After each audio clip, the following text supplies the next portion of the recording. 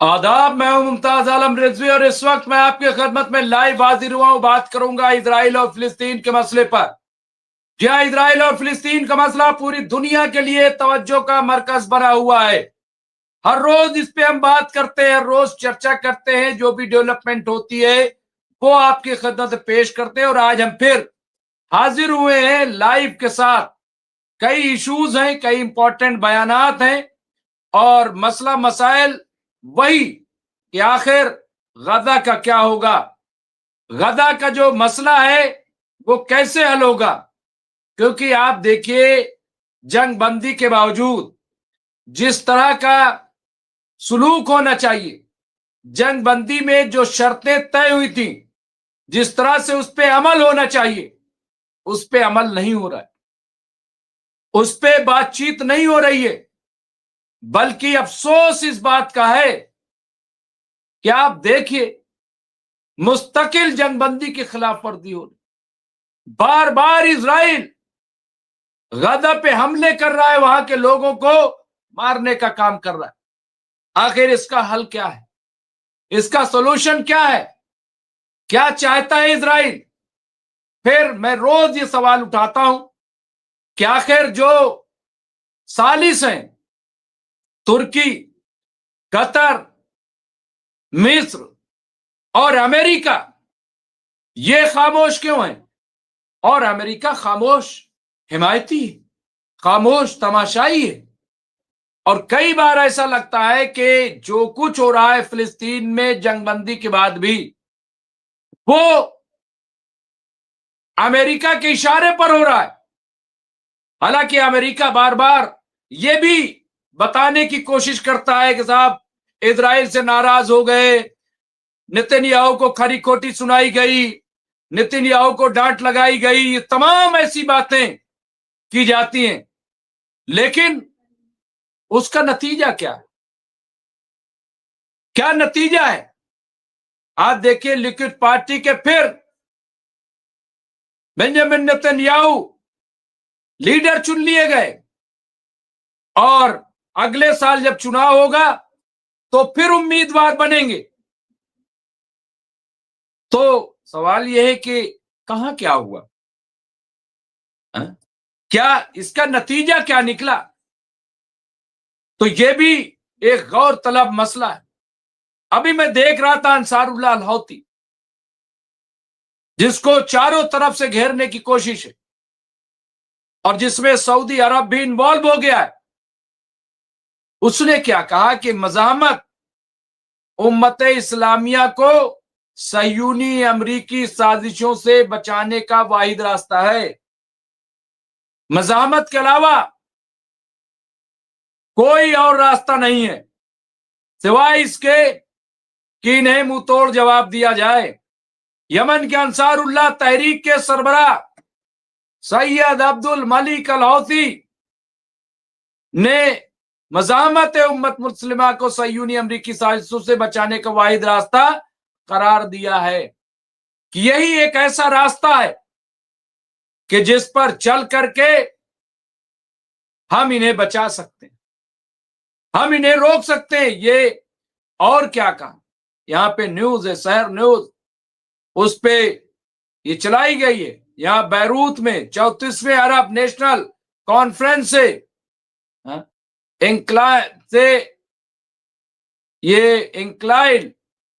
Inline खिताब करते हुए, ऑनलाइन, सॉरी माफी चाहता हूं, बैरूत में 34वें अरब नेशनल कॉन्फ्रेंस से ऑनलाइन खिताब करते हुए अंसारुल्लाह के सरबराह ने कहा कि अरब और इस्लामी उम्मा को दरपेश चैलेंजों से निपटने के लिए हर सतह पर जामे तहरीकें तश्कील देने की जरूरत है, कि हर सतह पर एक जामे तहरीकें जो है वो तश्कील दी जाए।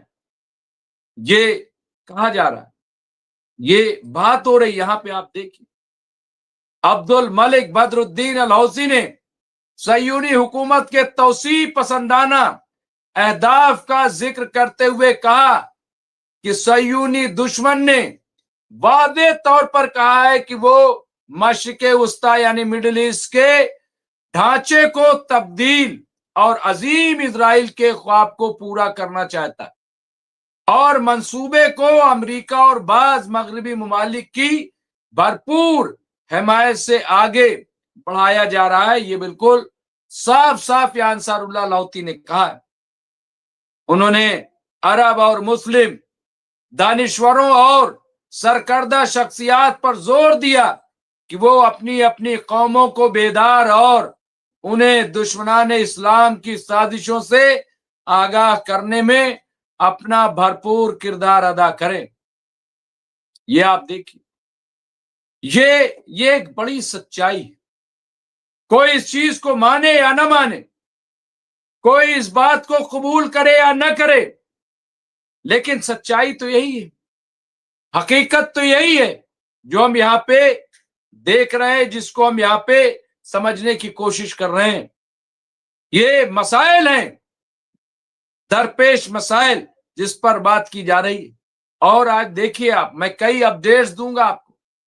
यहां पे आप देखिए कि ये मिडिल ईस्ट मॉनिटर, वहां पे WHO का कहना है कि गजा में 16,500 से ज्यादा लोगों को फौरी मेडिकल चाहिए, मेडिकल रिलीफ चाहिए फौरन उन्हें, वरना उनकी जिंदगी खतरे में पड़ जाएगी। यहां विश्व स्वास्थ्य संगठन WHO के डायरेक्टर जनरल टेड्रोस एडनॉम ने गुरुवार को कहा कि गजा में 16,500 से ज्यादा लोगों को फौरन जो है मेडिकल एड की जरूरत है। ये उन्होंने कहा है कि ये बहुत जरूरी हो गया है कि उन्हें फौरन मेडिकल एड दी जाए। इसके अलावा यहां पे आप देखिए, विशेषज्ञों का कहना है कि अमेरिका ने गजा की रक्षा हिफाजत करने के लिए कोलंबिया के राष्ट्रपति पेट्रो को दंडित किया है, ये कहना है। इसके अलावा इजराइल ने गजा में अपने सैन्य अभियानों के अप्रतिबंधित रखने के लिए अमेरिका से गारंटी मांगी है। अमेरिका से यहाँ पे ये खबर आ रही कि इजराइल कथित तौर पर लिखित गारंटी प्राप्त करने के लिए अमेरिका के साथ बातचीत कर रहा है। यहाँ पे आप देखिए, गजा में अपने सैन्य अभियानों को अप्रतिबंधित करने के लिए, ये रिपोर्ट आप देखिए। और यहाँ मिस्र ने राफा में फंसे हमास लड़ाकों के लिए समाधान प्रस्तावित किया है, एक तजवीज पेश की है जो वहां पे फंसे हुए। इसके अलावा इजराइल ने गजा में अपने सैन्य अभियानों, यहाँ पे आप देखिए। इसके अलावा ईरान के राष्ट्रपति ने खबरदार किया है कि जो पानी की वहां पे किल्लत है जिस तरह से बढ़ रही है, तो तेहरान को खाली करना पड़ सकता है और तेहरान की जगह हम सब जानते हैं कि नई राजधानी वहां पे बनाई जा रही है, वहां मुंतकली हो सकती है। और इसके अलावा सबसे इंपॉर्टेंट जिस पे आज हम बात करेंगे, सबसे इंपॉर्टेंट जो इशू है वो ये कि आज, जिसको आज हमने थंबनेल बनाया है, 100 ऐसे लोग जो रिजर्विस्ट भी हैं और IDF के फौजी भी हैं, उन्होंने एक बार फिर लेटर के जरिए जो हकायक हैं गजा जंग के, उसे पूरी तरह से बेनकाब कर दिया है, उसे पूरी तरीके से यहाँ पे पेश करने का काम किया है। और ये मैं समझता हूं कि उसकी वजह से बहुत काफी सवाल खड़े हो गए, काफी चीजें जो है वो सामने आई हैं।